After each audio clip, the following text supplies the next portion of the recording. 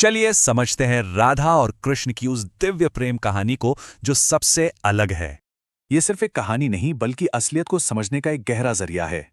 इसके केंद्र में हैं दो कॉस्मिक सिद्धांत, शक्तिमान कृष्ण और उनकी शक्ति राधा। उनका रिश्ता दरअसल आत्मा की परमात्मा से मिलने की एक आध्यात्मिक यात्रा है। दोनों की किस्मत में मिलना लिखा था और वो वृंदावन में पहली बार मिले। दिलचस्प बात तो ये है कि राधा ने जन्म के बाद आंखें तभी खोलीं जब कृष्ण को देखा। रासलीला सिर्फ एक नाच नहीं बल्कि वो पल था जहां समय जैसे रुक सा गया था। तो सबसे अहम बात यह है कि उनका प्रेम निस्वार्थ भक्ति की सबसे बड़ी मिसाल है।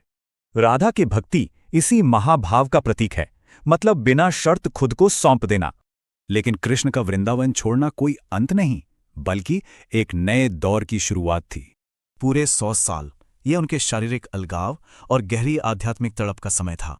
और यही अलगाव सिखाता है कि दिव्य प्रेम किसी अधिकार या कब्जे से कितना परे है। इसी से जुड़ा है विरह का भाव, जहां दूरी ही रिश्ते को और गहरा बना देती है। वो जिस्मानी तौर पर दूर थे पर उनकी आत्माएं हमेशा एक रहीं। यही असल सबक है।